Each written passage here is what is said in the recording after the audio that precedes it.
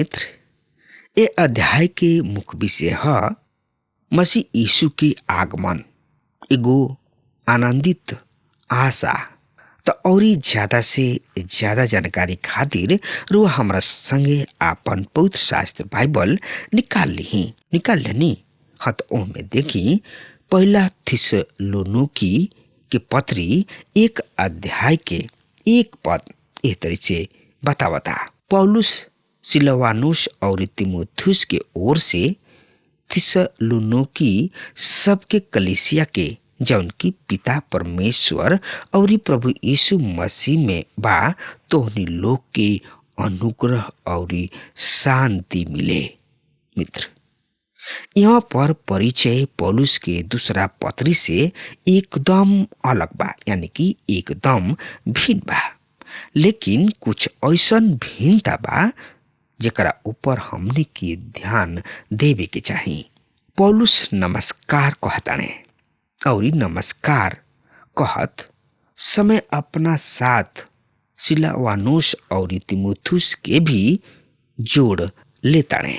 एगो बात के ध्यान रखी हरदम कि सिलवानुस और तीमुथियुस अभी अभी थिस्सलुनीकी के संदेश लेके आइल बाड़े। वो उनकर नाम ऐसे ले रहल बाड़े ताकि लोग जाने कि एह पत्री में जौन कुछ भी लिखल जा रहल बा वो उनको भी मालूम बा। जब वो पौलुस ए लोग के नाम के अपना साथ जोड़ताने तो वो में पौलुस के दीनता प्रकट होता। अपना प्रचार के मचान पर खड़ा मत करा, ओकरा के अपना बीच में चमके दा।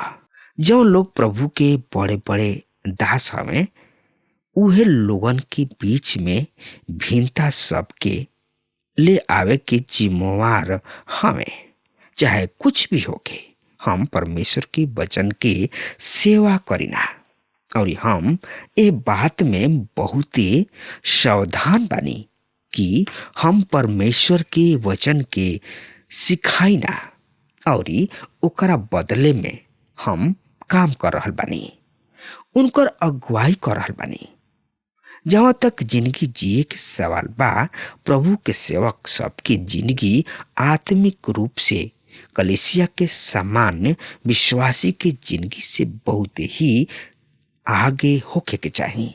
काश हम याजक सबके और सामान्य विश्वासी सबके जिंदगी में भिन्नता ले आवेलन। परमेश्वर के वचन के अनुसार ये भिन्नता गलत बा। हमने के जिंदगी जिए खातिर परमेश्वर के मापदंड बहुत ऊंचा बा। कलीसिया में दूगो परिस्थिति बा जौन की बहुत ही खतरनाक है। पहल का परिस्थिति है उस सेवक जौन की अपना आप के ऊंचा उठावेलन। दूसरा का एगो सामान्य आदमी जौन की बाइबल पर आपन अधिकार जतावेलन, जबकि ऊ ठीक से बाइबल पढ़ ले ही नहीं खन, फिर भी सीधा रेखा से बहुत ही दूर चल जाले।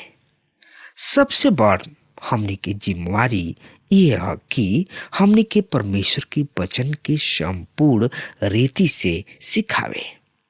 यदि एगो आदमी परमेश्वर के संपूर्ण वचन के सिखाई है तो ऊ कोनो भी विषय पर कभी भी बोल सकता है। जब तक रुआ पूरा पवित्र शास्त्र बाइबल के शिक्षा के ठीक तरी से ना जानम तो केहू के ठीक तरी से सिखा ना पाई। काश ये तरी के शिक्षा कलीसिया में ले आवल जाइत तो कतना बढ़िया होगे और लोग पूरा पवित्र शास्त्र के ठीक ढंग से समझ और अध्ययन कर सकते। मित्र, दूसरा थिस्सलुनीकी की कलीसिया के नाम हो सकता कि उनकर जिंदगी शैली कुछ अलग होके और उन्हें लोग की समस्या भी फिलिपी के कलीसिया से कुछ अलग होके। ए पत्री के शुरू पौलुस दूसरा पत्री से करताड़े, काहे कि ई उनका द्वारा लिखल पहला पत्री है। जब मसीह यीशु प्रार्थना कैलन तो ऊ मंगले, हे पिता, ई सब एक हो जाओ, जैसे कि हम तोहरा में बानी और तू हमरा में, उहो हमनी में एक होके, ताकि लोग विश्वास करे कि तू हमरा के भेज ले बाड़ा। यूहन्ना 17 अध्याय के 21 से 23 पद में लिखल बा मित्र। और प्रत्येक विश्वासी जे मसीह में बाणे उ सुरक्षित बाणे। ई बहुत ही सुरक्षित जगह है जौन की परमेश्वर पिता मसीह यीशु में बाणे। अनुग्रह और शांति तोहरा के मिलत रहे। ई त केवल नाम के खातिर परिचय है जौन की पौलुस हर एगो पत्री में कहले रहन। पहले अनुग्रह फिर शांति। ये दोनों पिता परमेश्वर और प्रभु यीशु मसीह के द्वारा है। पहला थिस्सलुनीकी 1 अध्याय के 1 पद में लिखल बा, हम अपना प्रार्थना में तोहरा के याद करिना और हरदम तोहनी लोग खातिर परमेश्वर के धन्यवाद करिना। पौलुस ओ सब कलीसिया के खातिर प्रार्थना कर रहल बड़े जौना के स्थापना उ कैले रहन। पौलुस के पास प्रार्थना की बहुते बड़ सूची रहे। यदि रुआ ओ सूची के पा लेब त ओ सूची में सबकर नाम लिखल बा और ई बड़ा ही आश्चर्य के बात हुई कि कतना कलीसिया रहे, कतना लोग रहन, कतना सामूहिक लोग रहन जेकरा खातिर पौलुस प्रार्थना कर रहल बड़े। बाकी ना ही आश्चर्य करम के बात।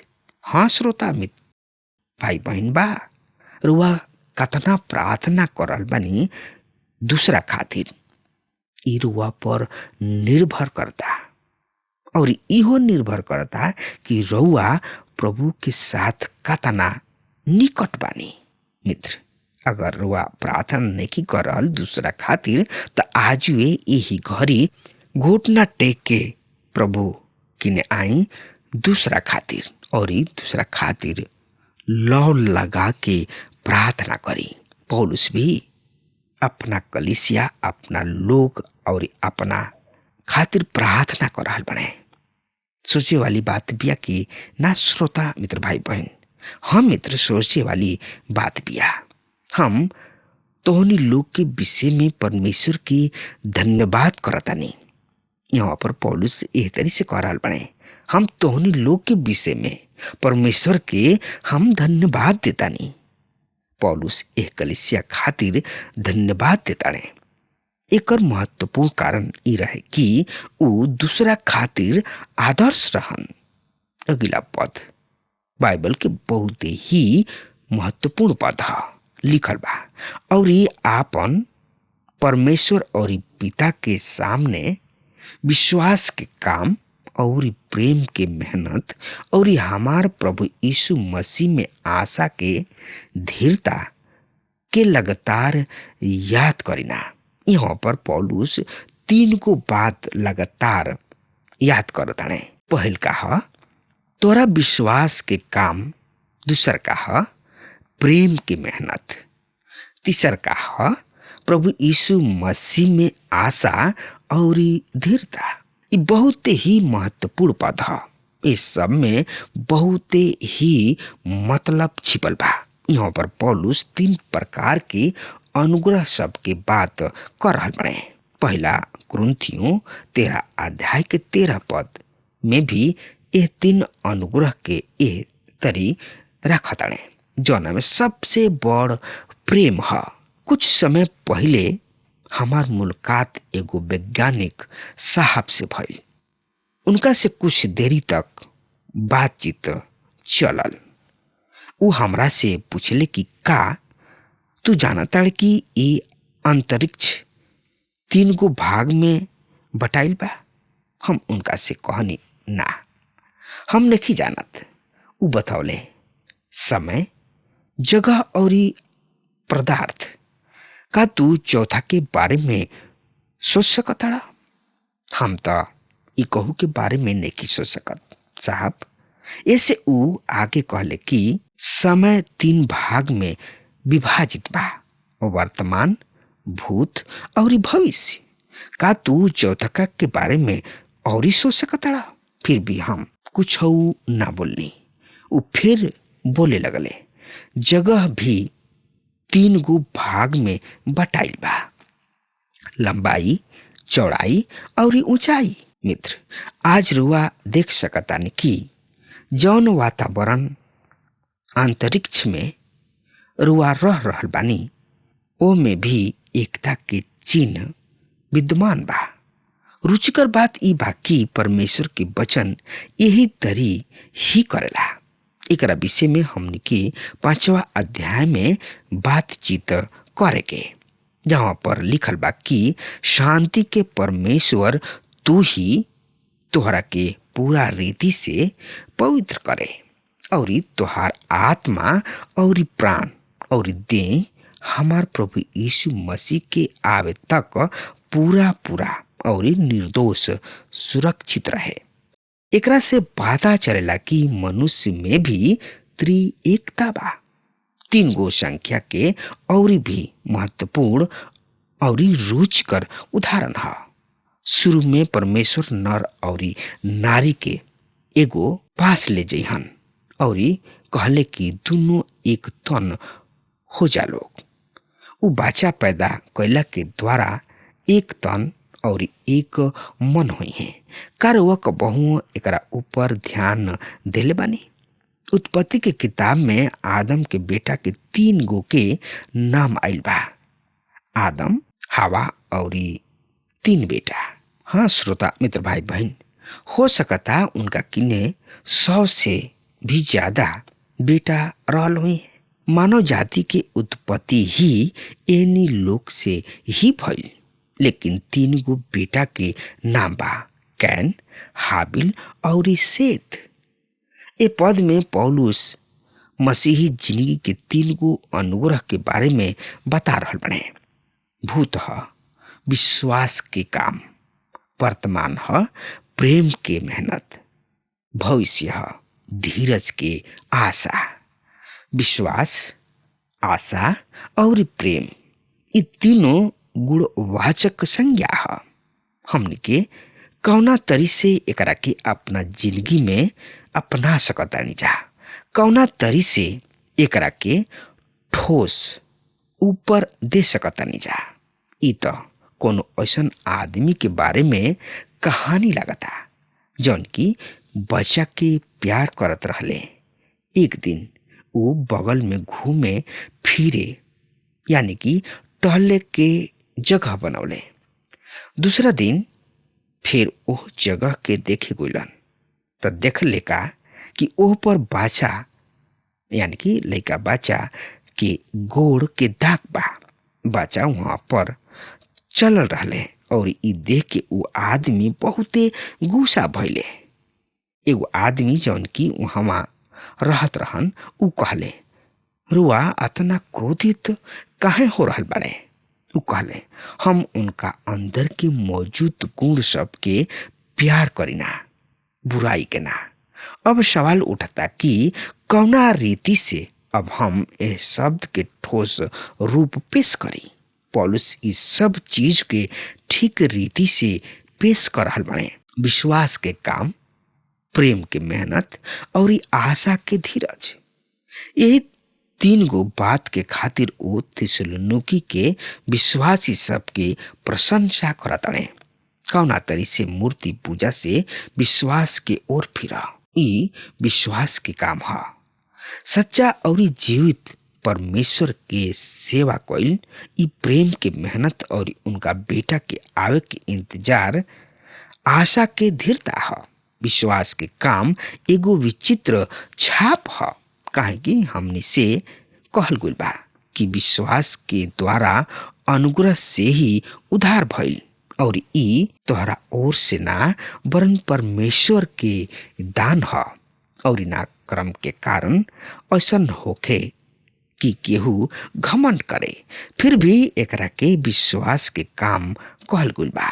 हमरा समझ से पौलुस बहुत ही स्पष्ट रूप से बता रहल बने कि याकूब और पौलुस के विचार सब में विरोधाभास निखे। याकूब 2 अध्याय के 18 पद एह तरी से बता रहल बा, केहू कह सकता कि तोहार विश्वास बा और हम काम करतानी। तू आपन विश्वास हमरा के क्रम के बिना देखेला। हम आपन विश्वास अपना कार्य के द्वारा तोहरा के सिखाई। ये विश्वास के काम है। यही तरी से विश्वास दूसरा तक पहुंचावल जाला। पौलुस और याकूब के विचार एक दूसरा के विरोध में नहीं खे, काहे कि दोनों एक ही विषय में लिख ले बने। विश्वास मनुष्य के आत्मा के वचन के प्रत्युत्तर है। एकरा बाद वो विश्वास के द्वारा चलेला। दूसरा कुरिन्थियों 5 अध्याय के 7 पद में लिखल बा, काहे कि हम रूप देख के ना विश्वास से चलिना। मसीह यीशु भी यह बात की यूहन्ना रचित सुसमाचार 6 अध्याय के 28 और 29 में कहले बाने एह तरी से। ऐसे ऊ उनका से कहले, परमेश्वर के काम करे खातिर हम का करी? यीशु जवाब देत उनका से कहले, परमेश्वर के कार्य ई बा कि जे उनका के भेज ले बा, तू उनका पर विश्वास करा। मित्र, ऊ ई ना कहले कि तू अपना काम के द्वारा प्रभु यीशु मसीह की ने आवा, लेकिन रुआ परमेश्वर के साथ विश्वास के साथ आवा और ई विश्वास के द्वारा ही जीवित परमेश्वर की इच्छा प्रकट हुई। चेला सबके जिंदगी में एगो बहुत ही बढ़िया उदाहरण लूका 5 अध्याय के 4 पद में पावल जाला। यीशु मसीह समौन पतरस से कहले, गहरा में चल जा और मछली सबके पकड़े खातिर आपन जाल डाला। समौन उनकर जवाब दिले, हे स्वामी, हम रात भर मेहनत कैनिहा और एकहु मछली पकड़ ना पौनिहा, तबो तोहरा कहे से हम वहां जाल डालतानी। यहाँ सच के घोषणा है। ऊ कहताने कि हमनी के रात भर मेहनत कैनी है जा, लेकिन कुछ हाथ ना लागल है। लेकिन तू कहताड़ता एक खाली फिर डालतानी। प्रिय मित्र, भाई बहन, ये विश्वास के काम है।